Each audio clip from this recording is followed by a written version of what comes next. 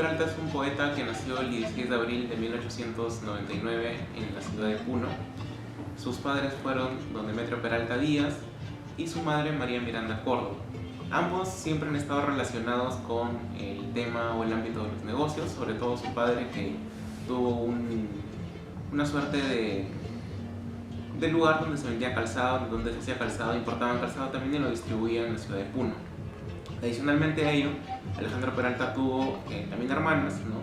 Se encuentran entre ellas, por ejemplo, Maximiana, Domitila, Adriana, y dos hermanos, obviamente, que son, digamos, los que más se han conocido y los que más han destacado también en la parte del sur, ¿no? El primero es Arturo Peralta Miranda, más conocido como Gamaliel Churata, y Demetrio Peralta Miranda, que firma, digamos, las silografías que realizaba con el seudónimo de Diego Cunurán. Peralta, por ejemplo, en su segundo poemario, que se titula El Collao, tiene algunas secciones, tiene algunos poemas que le dedica o que, digamos, están agenciados por la familia, ¿no? Uno de ellos, por ejemplo, es el poema que se titula Vértice, que voy a dar lectura muy brevemente, y dice lo siguiente, ¿no? Días eternos bajo la nevada del sol te llevaron en la camilla de nuestra angustia.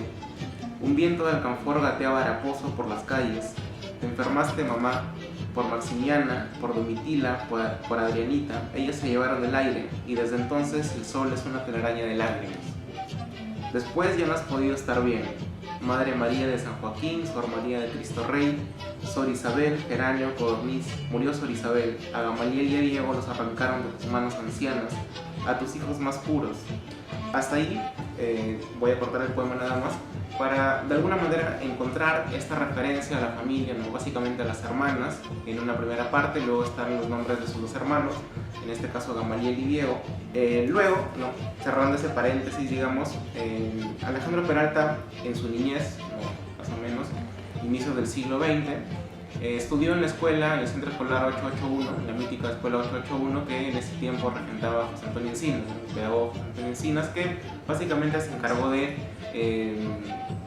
dirigir, ¿no? De comandar, digamos, varias gestas en la zona surandina y también de formar a una buena parte de los arcopatas, entre ellos, por ejemplo, el propio Churata, el propio Peralta e incluso el propio Encinas en su libro un ensayo para la Escuela 9 del Perú, que se publica el 28, tiene un apartado en donde le dedica algunas líneas a Peralta, ¿no? Básicamente cuando él aún formaba parte de la escuela.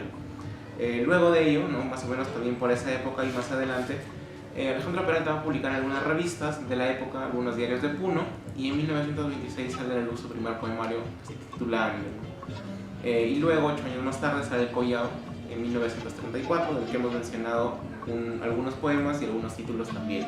Alejandro Peralta también se desempeñó, ¿no?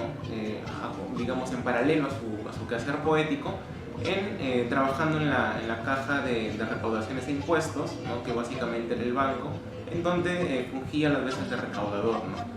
En este caso, si bien, por ejemplo, no era una actividad ligada al quehacer creativo, al quehacer poético, al quehacer artístico, digamos, era una de las actividades que también le permitía a él generar cierto rédito económico, ¿no? Luego hay un silencio en la vida de Peralta, ¿no? Hay un silencio más o menos de unos 30 años aproximadamente, en donde no se sabe, digamos, mucho de él.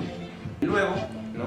Luego de este silencio, más o menos también por esos años, en los años ya 60, Alejandro Peralta va a publicar un poemario que recopila, ¿no? Ande y El Collao y otros textos más, que se titula Poesía de Entretiempo, en 1968.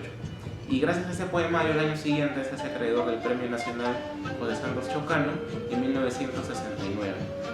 Luego, digamos, ya para cerrar esta parábola del quehacer poético de Peralta, en 1971 se publica Tierra Aire y en 1973 se publica El Filo del Tránsito.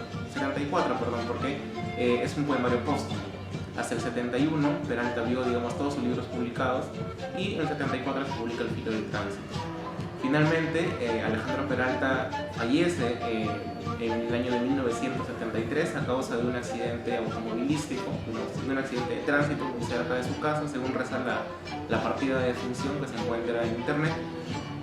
Fallece en 1973 y hay un artículo interesante de Emilio Vázquez, también poeta puneño, que publica en la revista San Marcos, en el número 15, digamos, ciertos pasajes biográficos de Alejandro Peralta. También publica el momento en el que él recibe la llamada donde le anuncian, ¿no?, que Alejandro Peralta había fallecido, y va con su esposa en este momento a, digamos, constatar este hecho funesto, ¿no? Entonces, así se termina, digamos, la vida de uno de los creadores de las vanguardias en el sur del Perú, de las vanguardias literarias en el Perú. Solamente les invito a revisar, explorar un poco más la obra de Alejandro Peralta, y también revisar la página de la editorial Vida Múltiple, que tiene alojados algunos videos no solamente de Peralta, sino también de otros autores como Alberto Hidalgo, como Nelly Fonseca, entre otros. Muchas gracias.